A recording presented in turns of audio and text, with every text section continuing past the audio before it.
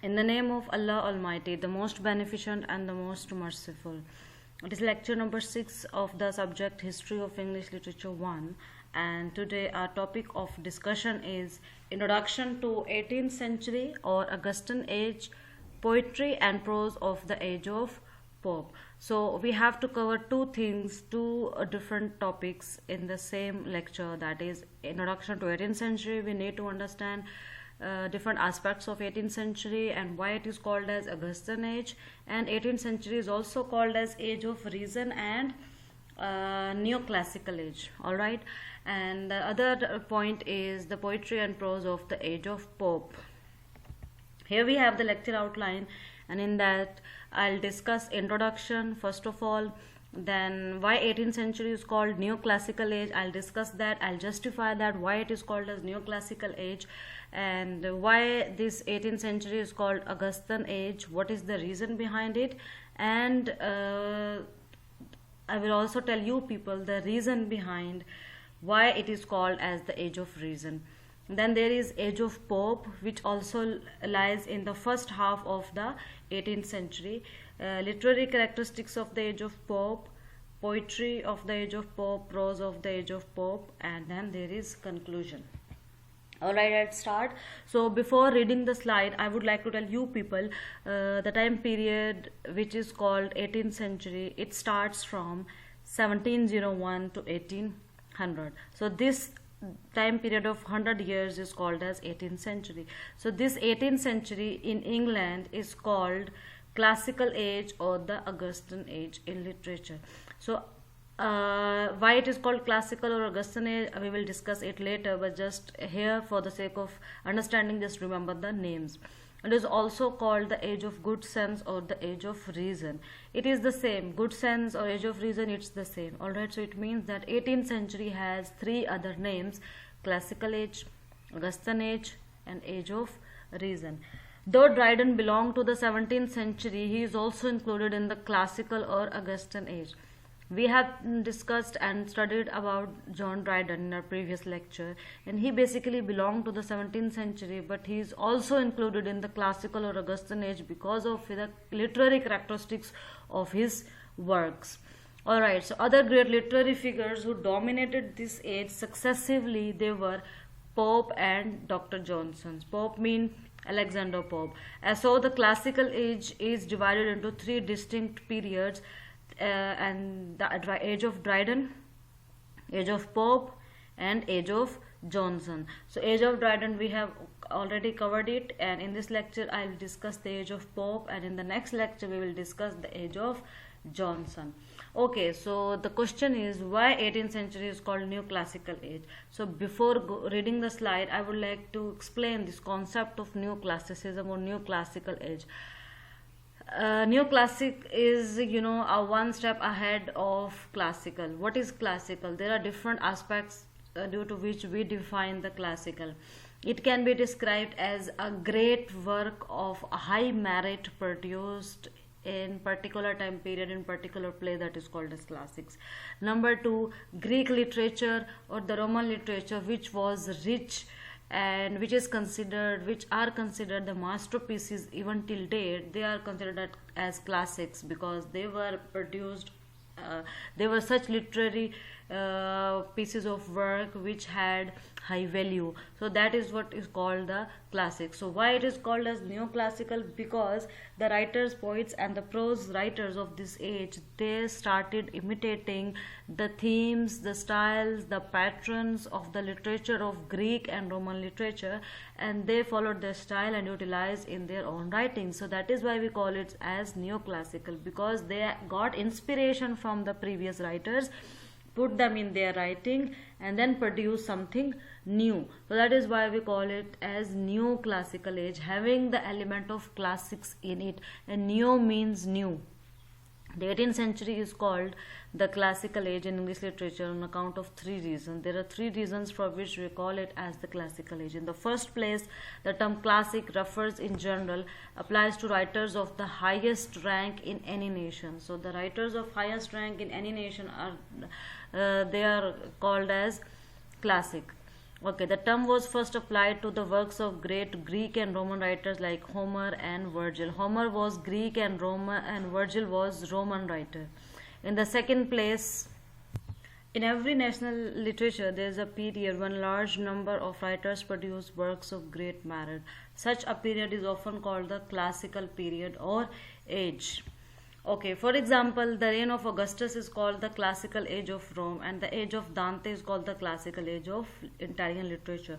So, age of reign of Augustus means Caesar Augustus. He was emperor of the Rome. Okay, during his reign, when he was the king, so during his reign, the literature flourished a great deal.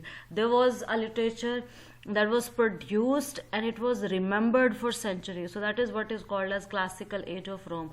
On the other hand, age of Dante is called the classical age of Italian literature. Italian literature because he belonged to the Italy, and during the time when he was writing the literature, so that is called as classical age of Italian literature. In the third place, during this period, the English writers rebelled against the exaggerated and fantastic style of writing prevalent during the Elizabethan and Puritan ages, and they demand that poetry, drama, and prose should follow exact rules. So what happened? The writers of the 18th century, they rebelled against the writers of the style and the themes of the writers of Elizabethan and Puritan age, and they did not want to follow them. Rather, they said that they should follow the exact rules as presented by classics. So this age is called as Augustan age. Why it is called Augustan age? Let's see. This age is preferably called the Augustan age. So let me describe Augustan. Augustan is from Caesar Augustus, who was the emperor of Rome. During his emperorship, during his reign, the writers, the poets, and the dramatists of the Rome's produced such masterpieces which are remembered till now. They are read, and the poets also get inspiration from them. So that is why, as they were writing something which related to the past, which related to the classics, so that is why this age is called as Augustan age. Okay, the term was chosen by the writers of the 18th century themselves, who saw in Pope, and this term was also chosen by the writers themselves, who saw in Pope Alexander Pope, Joseph Addison, Jonathan Swift, and Dr. Johnson, and the Burke, the modern parallels to Horace, Virgil, Cicero, and other brilliant writers who made Roman literature famous during the reign of Emperor Augustus. So they actually took inspiration from the works of Horace, Virgil, and Cicero. They were basically the writers of the age of Augustus. So that is why this age is called as Augustan age. Of course, to term this as the Augustan age is also not justified because the writers of this period could not be compared favorably with those of the Augustan age in Latin literature. Although the writers themselves called as this age as the Augustan age, but we cannot compare them in true sense because they produce literature which was not of equal parallel to the Latin literature. Okay, this age is called as age of reason because at this time writers started thinking from their own. They started using their own senses, means they talked about the common sense. They were guided by their own reason, their intellect. So that is why this age is called age of reason. The 18th century is also called the age of reason or the age of good sense because the people thought that they could stand on their own legs and be guided in the conduct of their affairs by the light of their own reason, unclouded by respect for ancient precedent. So they believe that they could be guided by their own reason, and they can also get inspiration from their ancient precedent. Precedent means the people who had passed before you. So ancient precedent, and they had this unclouded respect for the past writers. All right, so age of Pope. From 1700 to 1744, it is called as age of Pope because Alexander Pope produced such work of literature, piece of literature which flourished and which became popular. And the second half of this 18th century from 1744 to onwards is called as Age of Johnson. We will look into the Age of Johnson and study about it in our next lecture, but here we have to focus on the Age of Pope. And in Age of Pope, the genres in which literature was produced include the poetry and prose. The earlier part of the 18th century or the Augustan age in English literature is called as Age of Pope because Pope was dominating figure in that period. So 18th century or Augustan age of good reason, or neoclassical age is the name of 18th century. Alright, remember that. Okay, so in this age we have this Age of Pope, that is from 1700 to 1744. So the genres in which literature was written are poetry and prose. Okay, so literary characteristics of the Age of Pope. Before going into detail, I would like to tell you people the characteristics of the Age of Pope, the type of the literature Pope was writing. It was the classical school of poetry which dominated the poetry of the Age of Pope. So in this poetry, classical school of poetry dominated, as we have talked about the neoclassical age, wherein writers and poets got inspiration from the old Greek and Roman literature. That is why they got inspiration from the classical school of poetry. Okay, dominated by intellect, poetry of this age is commonly didactic and satirical. Didactic means poetry written for some moral purpose. It has some moral appeal, and this is the literature. Literature is written for two purposes: art for life's sake and art for art's sake. So this literature was written for art for life's sake, and it contained satirical poetry, means this poetry was used to satire the personalities, the politics. It was used to present criticism of our argument. All right, so it dominated by intellect. The poetry of this age is commonly didactic and satirical, a poetry of argument and criticism of politics and personalities. In the second place, the poets of this age are more interested in the town and the culture society.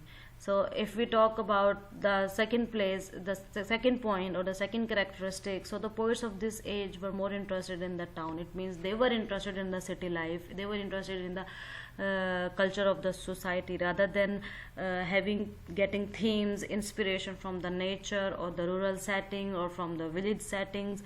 So they have no sympathy for the humbler aspects of life, the life of the villagers, the shepherds, and no love for nature.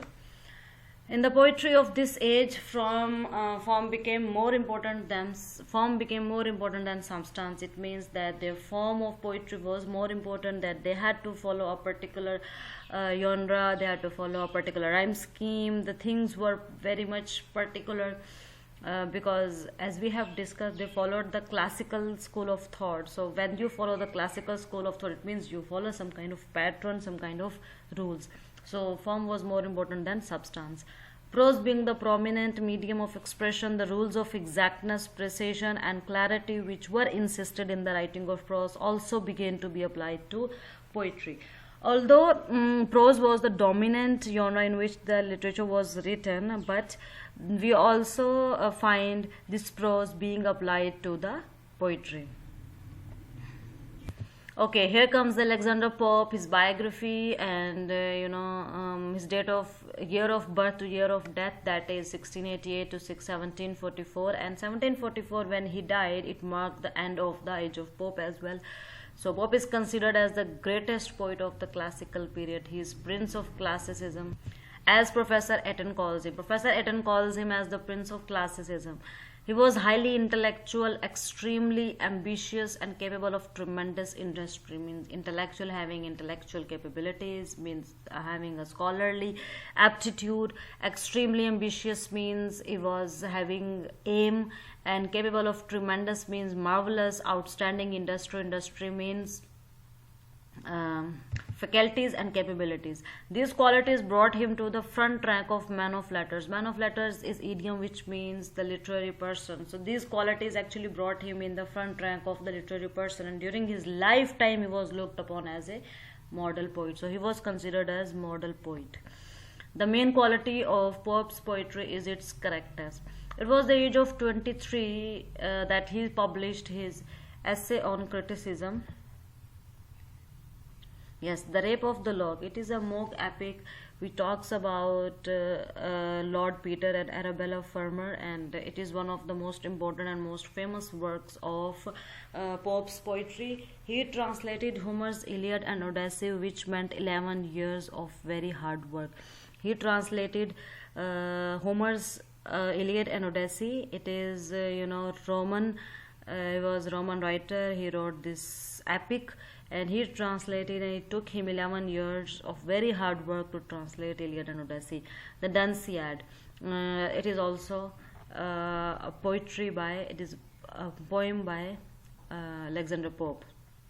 Yes, prose of the age of Pope. Prose was also one of the dominant genres in the age of Pope, and the great prose writers of the age of Pope were Defoe, Daniel Defoe, Joseph Addison, Richard Steele, and Jonathan Swift. The prose of this period exhibits the classical qualities. Which are classical qualities? Their clearness, vigor, direct statement. Vigor mean enthusiasm. Okay, so we have four prose writers of this age. Number one, we have Daniel Defoe. Daniel Defoe, his year of birth is 1661, and he died in 1731. And he is the earliest literary journalist in the English language. In English language, he was one of the earliest journalists because he used to write essays which were published, and he was among the journalists who brought this genre, this field of journalism. At the age of 60, he turned his attention to the writing of prose fiction.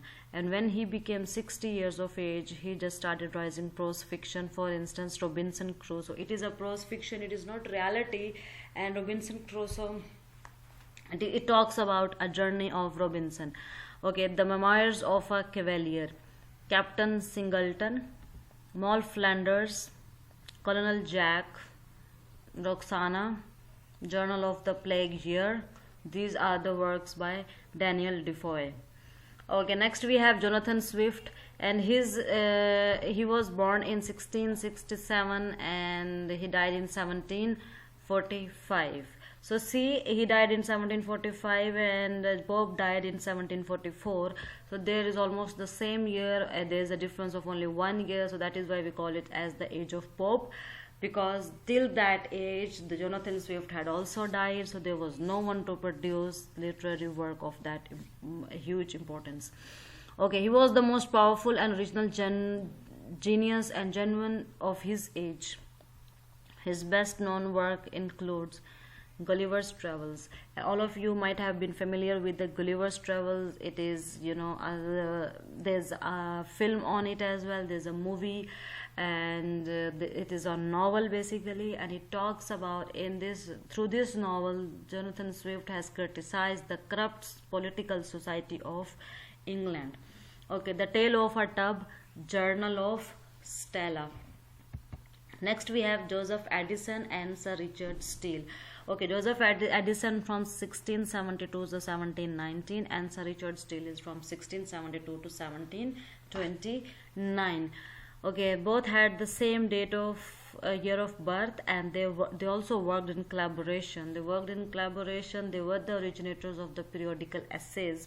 Steele, who was more original, led the way by founding the Tatler. Steele, who actually was more original in his way, and he wrote the Tatler. It was an essay, and the first of the long line of 18th century periodicals essays. This was followed by the most famous of them, the Spectator.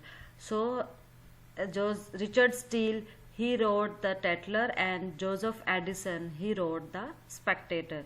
Although, in which Addison, who had formerly contributed to Steele's Tatler, now became the chief partner. So what happened?